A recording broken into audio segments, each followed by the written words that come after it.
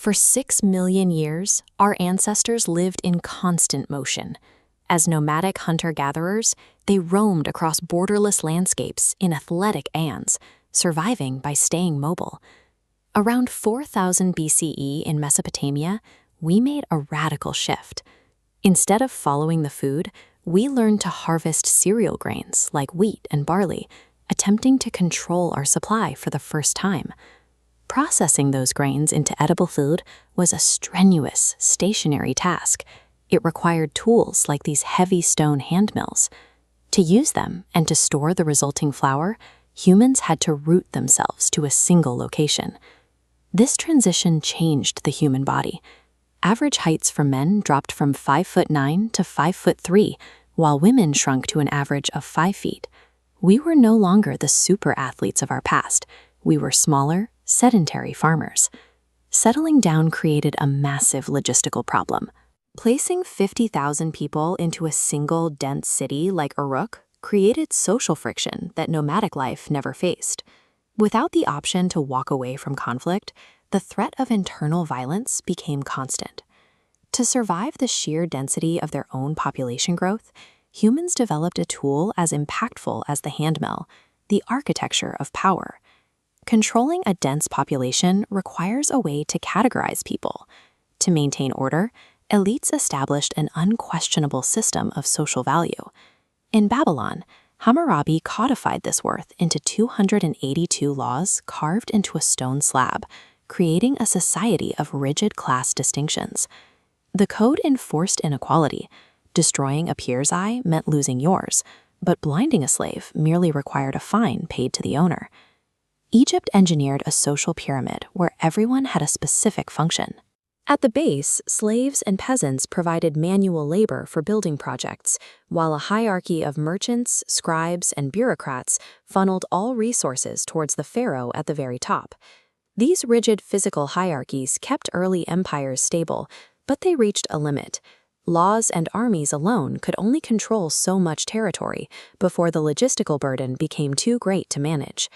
As empires like Han China or Rome expanded across vast territories, physical force became insufficient.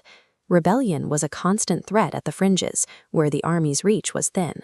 To maintain control over millions of diverse people, rulers turned to ideological glue, shared belief systems that justified their absolute authority from the inside out. The Zhou dynasty in China introduced the Mandate of Heaven. This doctrine argued that a ruler's right to lead was granted by the cosmos, and that natural disasters like floods or famines were signs that the heavens required a change in leadership. Rulers commissioned massive architectural wonders to project this divine authority. The scale of the Hagia Sophia was intended to make the individual feel small, reinforcing the emperor as the sole mediator to the divine.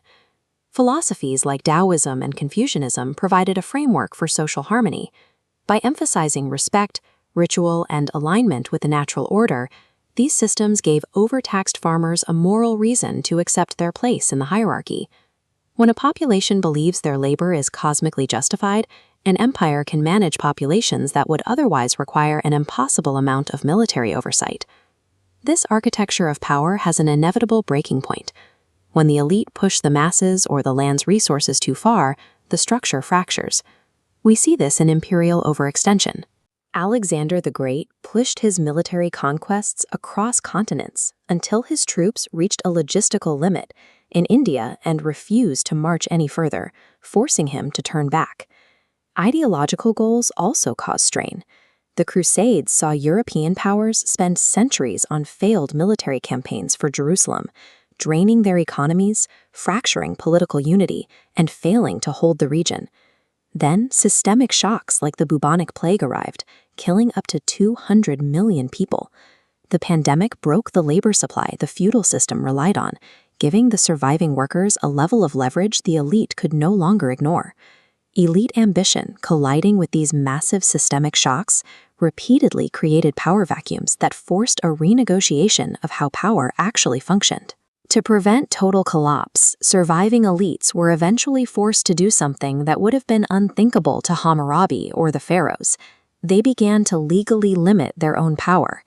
In 1215, King John of England was forced by his barons to sign the Magna Carta. For the first time, a monarch was legally bound to respect specific rights and protections for his subjects. The labor shortages after the Black Death accelerated this shift.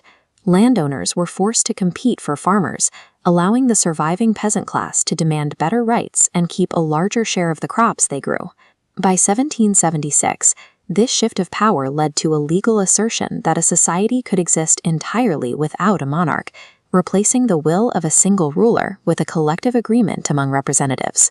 From the first shrinking farmers of Mesopotamia to the birth of modern democracies, civilization remains a 6,000-year experiment in how we test, break, and rebuild the systems that keep us together.